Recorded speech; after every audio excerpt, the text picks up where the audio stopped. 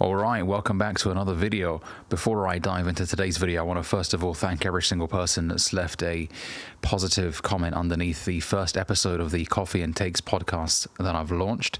If you haven't seen it, I dropped it yesterday. I want to thank my guest, Anas, for coming onto the podcast as well and helping me open up the podcast. Make sure you are subscribed to the channel because every Monday I'll be launching a new episode. So, what I want to talk about today are 6 needy, nice guy behaviors that are making you look pathetic and weak. Let's dive into them, man. The first one is being afraid to stand up for your beliefs. There's nothing that I dislike more than seeing a man cower away from a core value that he believes in so that others approve of him. That is just awful to see. And especially when it's a guy who pushes down his core values because he's in the presence of a beautiful woman and he thinks, well, if I pretend that I agree with everything that she says, she's gonna like me more. This is why nice guys are frauds. They're phonies, fakes. They're not real men. Because you have to hide who you are in order to get approval. And soon enough, that woman will discover that you are nothing but a fraud. And she will lose absolute respect for you. Say what you mean and mean what you say. If you lose people in the process, well, so be it. At least they respect you.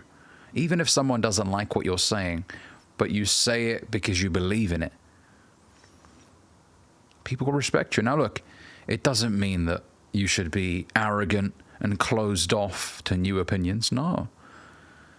Definitely entertain different conversations. And you can have, differences in opinion and communicate them in a respectful manner. You can. But what I'm referring to here is core values, things that you've grown up believing. Maybe you believe in God and you've lived your life in a Muslim or Christian household. And then as you get older, people try to shame you for that because we live in a world of degeneracy today where people, basically mock religion. And so are you one of those that will laugh along because you're afraid of being laughed at? Or do you say, no, this is my beliefs and I will stand true to them. I will not back away. Right? So stand true to your core values. Do not change them because you look pathetic.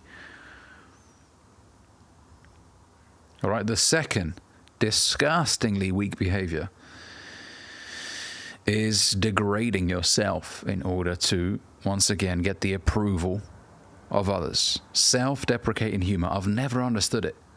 People that make jokes about themselves to get other people laughing. You are the subject of the joke. People are laughing at you. Now, you might be thinking, well, the best way to get somebody to like you is to make them laugh. Yeah, but not at you, motherfucker. Not at you. Make them laugh about something else.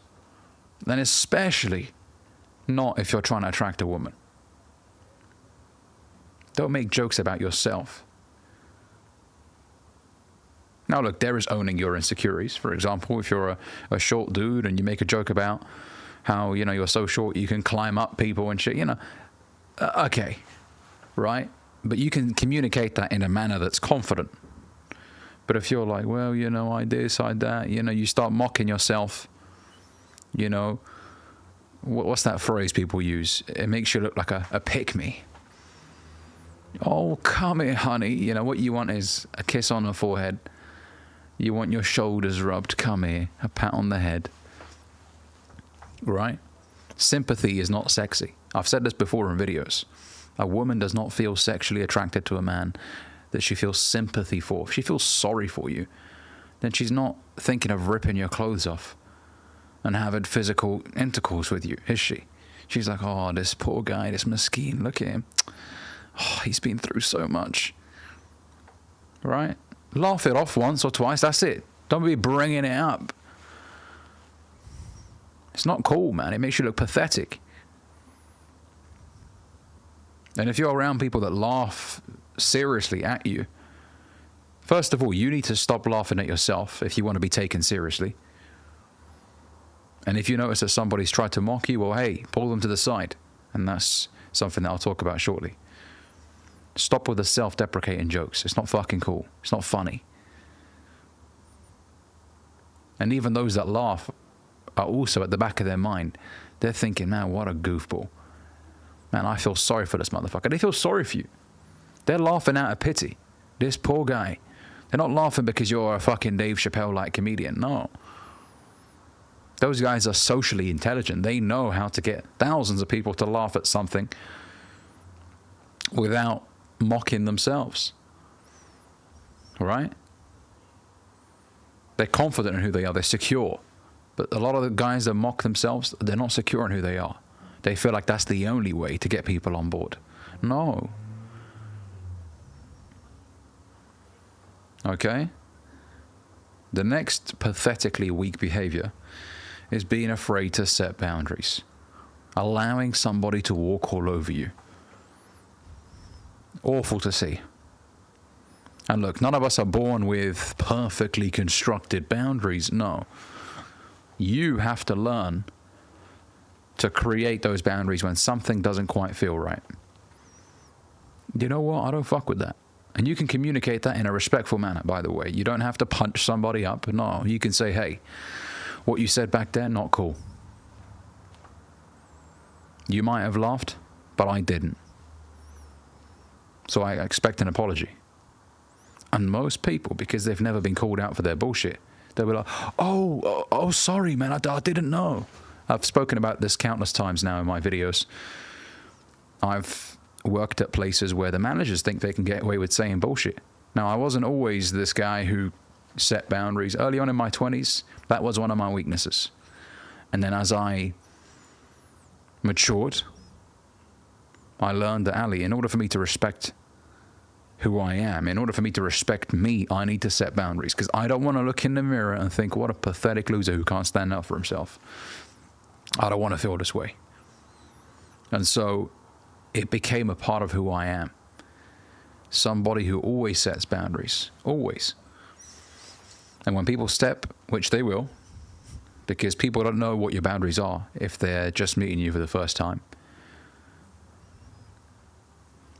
When they do cross your boundaries, you're like, hey, what you did back there was wrong. Even in the workplace, I don't care about, oh, Ali, I need the job. Cool. You need the job, but you also need to preserve your own self-respect and integrity. You do not stay in a place where you're humiliated and mocked every single day. How does that make you feel, man? And look, I'm not telling you just to quit right now, unless it's really bad. But start thinking about leaving, man. Apply elsewhere. If you've already stated your boundaries and people are disrespecting, I would say leave straight away. I've been in situations like that. You know what? Fuck this place. But I've walked away with my held up high. With my head held up high, sorry. I didn't walk away feeling sorry for myself, no, because I respected myself more for doing that. I didn't stay and continue to be subjugated to despicable comments and no. You know, a lot of people think that just because they have a team leader title or a manager title, that they're somehow a superior group of human beings. No. You're earning £2 an hour more, humble yourself. Right? But you can communicate that in a respectful way. And I'm not telling you to go and smack somebody up or, you know, unless they put their hands on you. However, you could say, hey, John, let's say your manager was called John. John, what you said back there was disrespectful. And I want to make it clear to you that that doesn't sit well with me. Oh, most of the time I can guarantee you that. Oh, I'm so sorry I didn't. And then they'll be different around you. They will. And if they continue to treat you like bullshit because maybe they own the company or I don't know, they're related to the owner or whatever, then sometimes they may feel like they can do whatever and they wait on you to quit. In which case, yeah, quit. Because you don't deserve to be in an environment like that. Staying will do more damage than leaving. Trust me, even if you have to be broke for a few weeks, it's much better to leave. The next weak, pathetic behavior is being terrified of being alone. If you need somebody around you all the bloody time, whether it's romantically or, in terms of friendship. You can't stand being alone. That makes you look weak. It's okay to be alone for a short period of time until you figure things out. All right, you recently broke up with a girl. You don't need to go out there and rush to find somebody else. No, it's okay. Confront who you are. Maybe you need this time to address some of the mistakes that you've made in life. You let yourself go. You're 35% body fat. You're broke. You're 30 years old. You live in the UK or in the US. You have every reason to do well, but you're not. As Jim Rohn used to say, all you got to say to yourself is, I have messed up. Every reason to do well, but there you are, behind on your payments, behind on your promises. You got to look in the mirror. You don't need another woman to come into your life temporarily and suck you off. No. You'll be all right if you don't get your willy wet for a while. Look at your bank account. How does that make you feel? Does that turn you on? Or does that make you feel like you've got chest pains? You need to do something about that. When you look in the mirror and you see a pair of tits, forget finding a new girlfriend. You are the girlfriend. Come on, man. Step it up. Get rid of those tits. 8 to 10% body fat. Okay, maybe not 8%, but 10 to 12% body fat. Get down. Get lean. There's no reason for you to be walking around as a grown man, 35, 40% body fat. Unacceptable. Unacceptable. That is a result of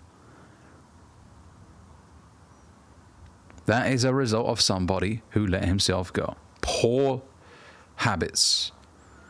You allowed yourself to deteriorate. It's like when you have a large lawn, starts off beautiful, and then you just leave it. You don't do anything with it. Does it look better with time? Does it cut itself? Does the grass cut itself? Do the hedges trim themselves? No. You got to do that. Same thing with your body, man. All right?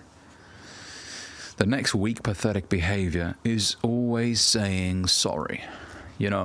I know there's a joke that goes around about Canadians being like the nicest people, or even in the UK. Some people just say, oh, sorry, mate, sorry. Get rid of that word, man. Unless you've actually done something bad, don't say sorry. Because it programs you to always apologize even though you've done nothing wrong. Honestly, there's people out there like that. Oh, sorry. It's like, you're a sorry motherfucker, man. You didn't do shit. You didn't do nothing wrong. Stop apologizing. Maybe you've been, smacked a lot growing up, and so you always apologize. Maybe in your relationship that you were just in and that ended, maybe you were always apologizing to your girlfriend because you felt like you were doing something wrong. Or maybe she was just being very hostile and negative all the damn time and blaming you for shit that was her fault. You shouldn't apologize for somebody else's wrongdoings. That programs you to be a weak individual.